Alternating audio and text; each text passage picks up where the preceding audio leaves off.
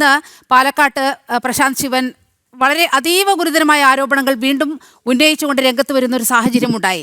ഇതിൽ വലിയ വെളിപ്പെടുത്തലുകൾ പ്രശാന്ത് ശിവന്റെ ഭാഗത്തു നിന്നുണ്ടായി. അതായത് രാഹുലിനെതിരെ വലിയ അന്വേഷണത്തിന് വഴി തുറക്കാവുന്ന ഒട്ടേറെ കാര്യങ്ങൾ അദ്ദേഹം പൊതുജന മധ്യത്തിൽ വെക്കുകയാണ്. അത്ര പെട്ടെന്ന് രാഹുലിന് രക്ഷപ്പെടാൻ കഴിയുമോ? MLA സ്ഥാനം ഉപേക്ഷിക്കേണ്ടി വന്നാൽ പോലും രാഹുലിനെ കാത്തിരിക്കുന്നത് വലിയ നിയമക്കുരുക്കുകളല്ലേ? ജിതിൻ ദാസ്, ഒരു നിയമക്കുരുക്കുകളും രാഹുലിനുണ്ടാകാൻ പോകുന്നില്ല. കാരണം ഇവിടെ LDF പ്രതിനിധി ഉചിതമായ സമയത്ത് FIR എടുക്കും, കേസെടുക്കും എന്നൊക്കെ പറഞ്ഞുകൊണ്ട് തൗഫീഖിനെ ബാക്കപ്പ് ചെയ്യുന്നുണ്ടായിരുന്നു. ചോദിക്കട്ടെ, ഈ ശബരിമല വിഷയത്തിൽ ഇപ്പം തന്നെ ഇപ്പം അയ്യപ്പ ഭക്ത സംഗമോ ഒക്കെ കൊണ്ടുവന്ന് സ്റ്റാലിനെ കൊണ്ട് നടത്താൻ പോയല്ലേ? ഞാൻ LDF പ്രതിനിധി സതീഷിനോട് ചോദിക്കാൻ ആഗ്രഹിക്കുന്നു, ഈ ശബരിമല വിഷയത്തിൽ നിങ്ങൾ എത്ര കേസുകളാണ് ഈ കേരളത്തിലെ ഭക്തജനങ്ങൾക്കെതിരെ എടുത്തിട്ടുള്ളത്? BJPയുടെ അതേപോലെ തന്നെ വിവിധ സംഘപരിവാർ പ്രസ്ഥാനങ്ങളുടെ നേതാക്കന്മാർക്കെതിരെ നിങ്ങൾ എല്ലാ പോലീസ് സ്റ്റേഷനിലും FIR ഇട്ടില്ലേ? എന്തേ ആ ഒരു ആർജവം നിങ്ങൾ ഈ രാഹുലിന്റെ കാര്യത്തിൽ കാണിക്കാൻ സാധിക്കാത്തത്? ഞാൻ നേരത്തെ സൂചിപ്പിക്കാൻ വന്ന വിവരം തന്നെ, ഈ സരിൻ കഴിഞ്ഞ ദിവസം ഒരു മാധ്യമത്തിൽ പറയുന്നത് കേട്ടു, എനിക്കിത് പണ്ടേ അറിയാമായിരുന്നു, ഇയാളൊരു കൊഴുത്തരത്തിന് PhD എടുത്ത ആളാണ്, പക്ഷെ ഞാനത് അന്ന് പുറത്തു പറയാഞ്ഞത് പാലക്കാട് BJP ജയിക്കുന്നുള്ളത്. അപ്പൊ പിന്നെ നിങ്ങൾ പറയുന്നത് എന്ത് ന്യായമുള്ളത്? നിങ്ങൾ ഒരു കേസും എടുക്കാൻ പോകുന്നില്ല. ഇവര് ഈ പറഞ്ഞതുപോലെ ഇന്ത്യ സഖ്യത്തിന്റെ ഭാഗമായി ഇവർ ഈ രാഹുലിനെ സംബന്ധിച്ചു അതുകൊണ്ട് ഒരു നിയമക്കുരുക്കിലേക്ക് രാഹുൽ പോകുന്നില്ല.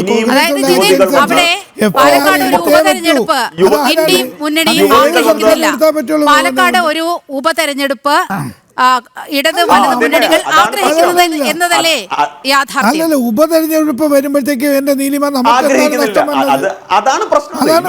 ഇവർക്ക് ജനങ്ങളോട് ഒരു പ്രതിബദ്ധതയില്ലെന്ന്. നിങ്ങൾക്ക് എന്താണ് നഷ്ടം? നിങ്ങൾ എന്ത് കാര്യത്തിന്റെ അടിസ്ഥാനത്തിലാണ് ശബരിമല വിഷയം നടക്കുന്ന സമയത്ത് നിങ്ങൾ നാട് മൊത്തമുള്ള ഭക്തജനങ്ങൾക്കെതിരെ കേസെടുത്തത്?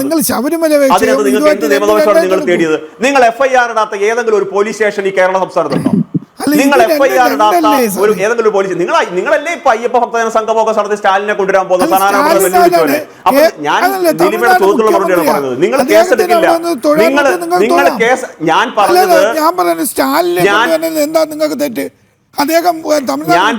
ഞാൻ പറഞ്ഞത് നിങ്ങളുടെ നിലപാടിൽ ഇരട്ടത്താപ്പാണ്. ഒരു ഇരട്ടത്താപ്പുമില്ല. സതീഷ്, ഞാൻ പറഞ്ഞത് ശ്രീ സതീഷ്, ഞാൻ പറഞ്ഞത് നിങ്ങളുടെ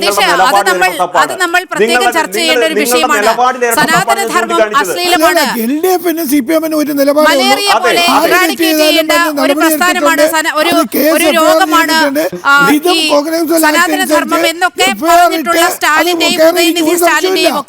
വാക്കുകൾ നമ്മുടെ മുന്നിലുണ്ട്. അത് ഈ ചർച്ചയുടെ ഭാഗമല്ല.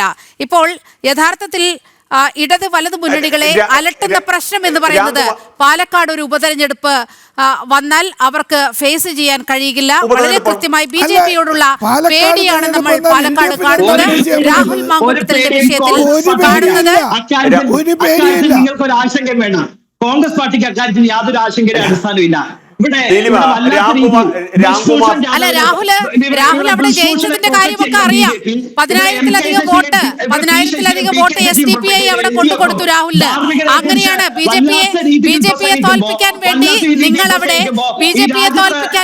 നിങ്ങൾ അവിടെ പയറ്റിയ കളികളൊക്കെ ഈ രാഷ്ട്രീയ കേരളം കണ്ടതാണ്.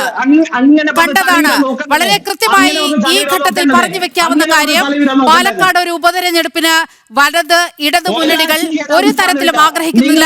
BJPയോടുള്ള പേടിയാണ് ഇതിന്റെ കൃത്യമായ കാരണം. വരും മണിക്കൂറുകളിൽ രാഹുലിന് രാജി ഉണ്ടാകുമോ എന്ന് നമുക്ക് കാത്തിരിക്കാം.